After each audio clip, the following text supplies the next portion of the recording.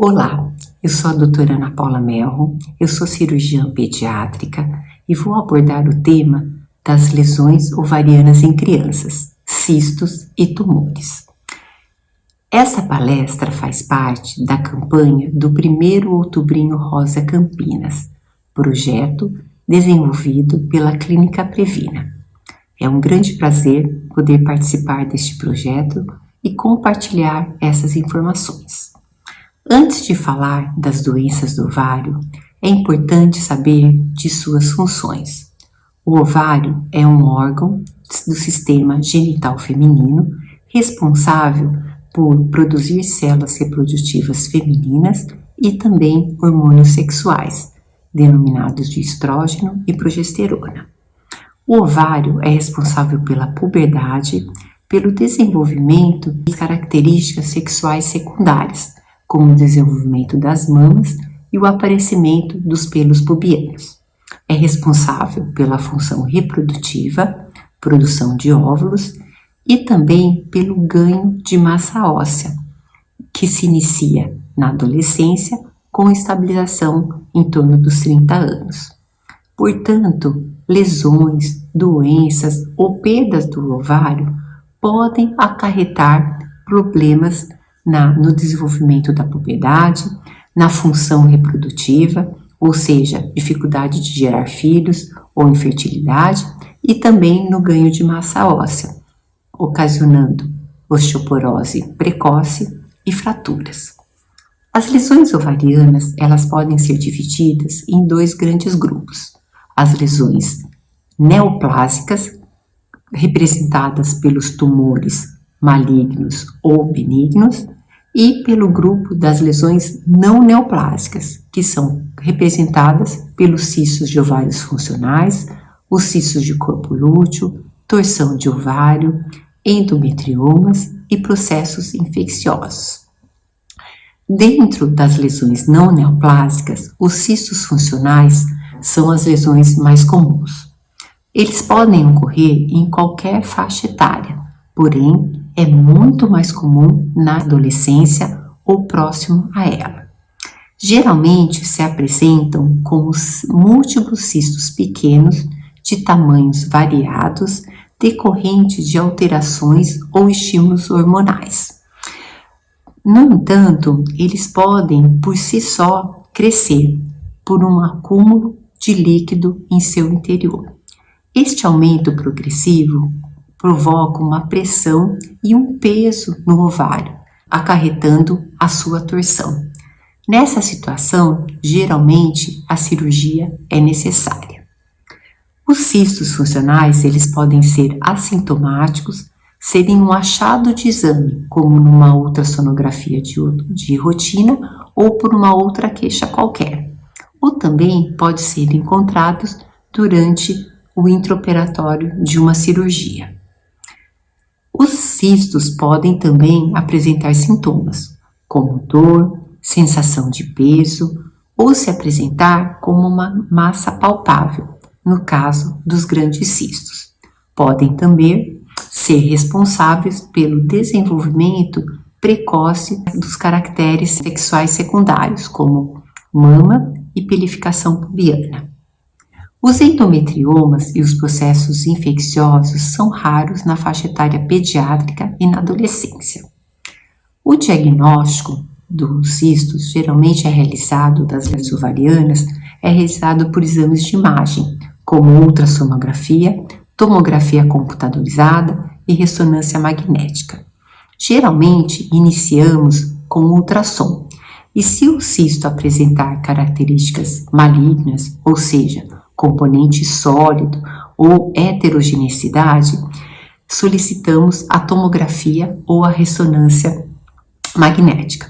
A ressonância magnética, ela tem uma riqueza de detalhes maior que a tomografia para o ovário, inferindo ou sugerindo muitas vezes até mesmo o tipo histológico da lesão. Pode também ser um achado intraoperatório em cirurgias de urgência, como por exemplo, uma criança, uma menina, uma adolescente procura o hospital com uma queixa de dor abdominal, dor localizada em fossa ilíaca direita, febre, vômitos também, e essa criança é submetida a uma cirurgia com uma hipótese diagnóstica, uma hipótese clínica de apendicite. No intraoperatório, podemos encontrar um cisto de ovário roto ou uma torção de ovário. Ou mesmo, numa criança com apendicite, ela pode apresentar esses cistos ovarianos funcionais. Mesmo nos casos de lesões císticas do ovário, é importante coletar os marcadores tumorais, porque tumores malignos também podem se apresentar como lesões císticas. Os marcadores tumorais são substâncias dosadas no sangue e que encontram-se elevados em determinados tipos de tumores. Os mais importantes nos casos dos tumores de ovário são a alfa-fetoproteína e a beta-HCG, que estão relacionados com o tumor de células germinativas. Outro marcador é o CA-125, que está associado ao adenocarcinoma. Esses marcadores ajudam não só no diagnóstico da lesão, como também no acompanhamento da doença. O LDH, o desidrogenase lática, é um outro marcador não tumoral, mas um marcador de prognóstico, ou seja, nos casos que ele está elevado, eles sugerem um mau prognóstico da lesão, da doença. Como podemos fazer o tratamento e o manejo dessas lesões ovarianas? Os cistos menores de 5 centímetros podem ser observados e realizar o controle ultrassonográfico em 3 a 5 semanas. É importante este período de observação, porque os cistos podem diminuir de tamanho ou até desaparecer, de acordo com o período do ciclo de ovulação e do ciclo menstrual. Em meninas em que não tenham ainda menstruado, é importante a gente ter essa conduta também, porque elas pode estar ocorrendo uma pré-ovulação ou uma alteração hormonal. Crianças ou adolescentes que apresentam 2 ou 3 exames consecutivos com cisto de ovário maiores de 5 centímetros ou com sintomas como dor, peso, massa palpável, devem ser submetidos à cirurgia. Quando o tratamento cirúrgico é necessário, é importante tentar preservar o ovário. Embora um único ovário seja suficiente para garantir as funções, podemos ter as lesões não sincrônicas, ou seja, hoje a criança tem uma lesão, um teratoma ou um cisto de ovário, é submetida a uma cirurgia. E daqui a alguns anos ela pode ter a mesma lesão ou um outro tipo de lesão no ovário contralateral.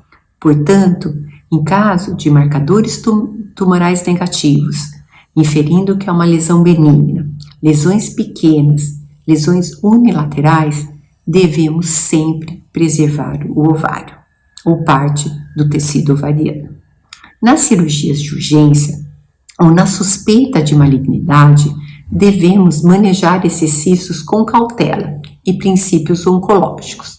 Devemos sempre coletar os marcadores tumorais e, no intraoperatório, coletar líquido peritoneal, avaliar o fígado, peritônio e o ovário contralateral, à procura de lesões associadas. Temos também uma situação dos cistos neonatais, que podem ser simples ou complexos. Geralmente são cistos de natureza benigna, secundárias à estimulação hormonal materna durante a gestação. Atualmente temos um número maior de diagnóstico dos cistos neonatais, decorrente dos exames ultrassonográficos realizados de rotina durante a gestação. Em casos de cistos complexos no feto, é possível também realizar a ressonância magnética. Após o nascimento, o recém-nascido com o diagnóstico pré-natal de lesões de ovário ou em caso de massas palpáveis, eles têm que serem submetidos a uma ultrassonografia. Se tiver um cisto simples menor de 4 centímetros, podemos acompanhar e observar. Orienta-se repetir o exame ultrassom em torno de 3 a 6 semanas. Nos casos de cistos maiores de 4 centímetros, indica-se a cirurgia ou a punção, guiada por ultrassom ou laparoscopia. Se os cistos forem complexos, temos que colher os marcadores tumorais e levar este paciente para a cirurgia. Quanto às lesões neoplásicas, existem vários tipos de tumores ovarianos, como o tumor de células germinativas, que é o mais comum na faixa etária pediátrica, tumores epiteliais, adenocarcinomas, gonadoblastomas e linfomas, que podem ser tratados apenas pela ressecção cirúrgica ou necessitar de terapias complementares, como quimioterapia e radioterapia. Quando indicamos a cirurgia, devemos sempre seguir os princípios oncológicos: ressecção completa da lesão, evitar a ruptura da lesão, biópsia do aumento e do peritônio, avaliar a cápsula hepática, coleta do líquido intraperitoneal e entre outros. É importante lembrar que existe também uma variação do valor da alfa-fetoproteína. Nos recém-nascidos, ela está extremamente elevada e ocorre uma diminuição progressiva até os 2 anos. Portanto, nos casos dos marcadores tumorais em recém-nascidos lactentes, temos que comparar essa tabela para avaliar a alteração desses valores. A cirurgia pode ser realizada por via convencional, ou seja, laparotomia aberta, por videolaparoscopia e mais recentemente pela via robótica assistida. Tudo isso de acordo com as características da lesão e a experiência do cirurgião. É muito importante que a criança com cisto ou lesões de ovário seja avaliada por um cirurgião pediátrico, um ginecologista com experiência em adolescentes e crianças e também por um oncologista pediátrico, a fim de assegurar o melhor tratamento e resultado. Agradeço a atenção, um grande abraço.